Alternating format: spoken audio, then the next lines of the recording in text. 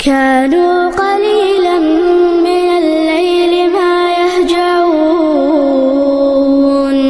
وبالأسحار هم يستغفرون كانوا قليلا من الليل ما يهجعون افضل عملوں میں سے کون سا عمل بڑا افضل ہے؟ فقال اما تقرأ القرآن، فرمایا تو نے قرآن نہیں پڑھا؟ قرآن مجید میں کہا وَلَذِكْرُ اللَّهِ اکبر، اور اللہ کا ذکر سب سے بڑا عمل ہے۔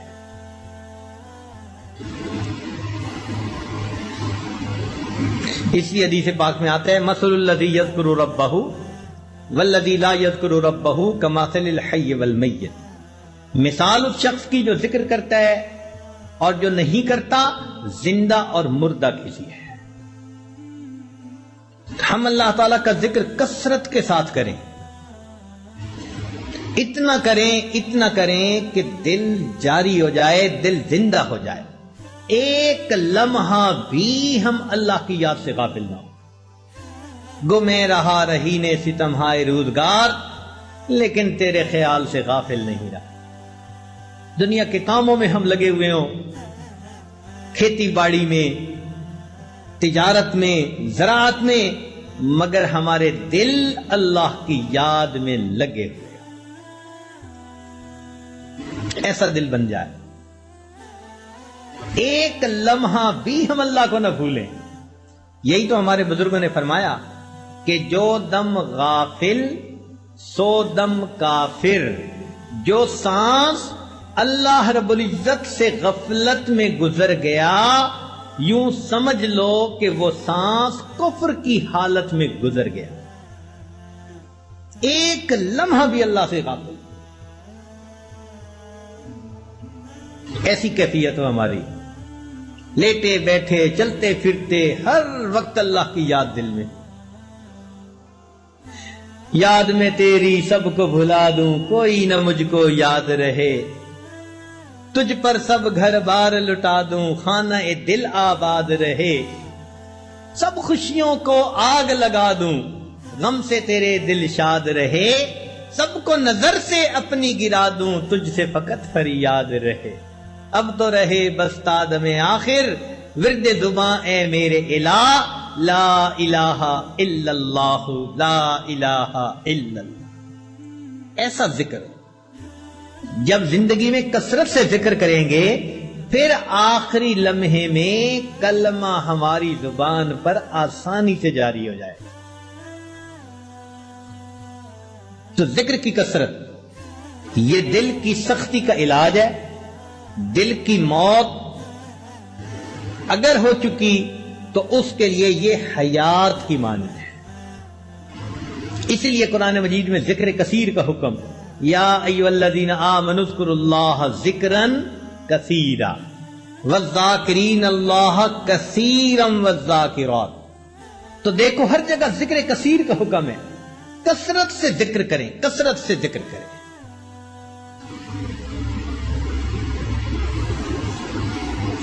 تو کثرت سے ذکر کرنے پر انسان کا دل زندہ ہو جاتا ہے، انسان کے دل میں نور آ جاتا، دل منور ہو جاتا ہے۔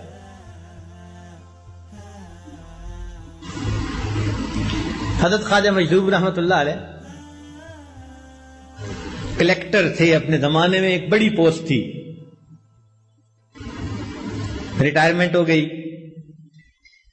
ایک صاحب ملے، اس نے کہا کہ حضرت کیا حال ہے؟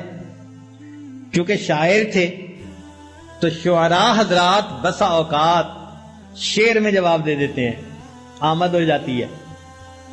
تو حضرت نے شعر میں جواب فرمایا، سننے والے ہیں، فرمایا پنشن ہو گئی ہے کیا بات ہے اپنی، پنشن ہو گئی ہے کیا بات ہے اپنی، اب دن بھی ہے اپنا اور رات ہے اپنی، پنشن ہو گئی ہے کیا بات ہے اپنی، اب دن بھی ہے اپنا اور رات ہے اپنی، اب اور ہی کچھ ہے، میرے دن رات کا عالم ہر وقت ہی رہتا ہے ملاقات کا عالم۔ یہ کیفیت بندے کی ہو، اب اور ہی کچھ ہے، میرے دن رات کا عالم ہر وقت ہی رہتا ہے ملاقات کا عالم۔ اتنا ذکر کرے کہ اللہ رب العزت دل میں آ جائے، اللہ دل میں سما جائے، بلکہ سچ کہوں کہ اللہ دل میں چھا جائے، ایسی اللہ رب العزت کی محبت۔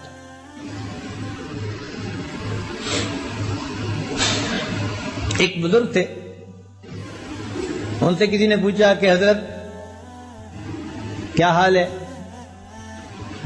انہوں نے آگے سے شعر پڑھا، فرماتے ہیں میری زیست کا حال کیا پوچھتے ہو،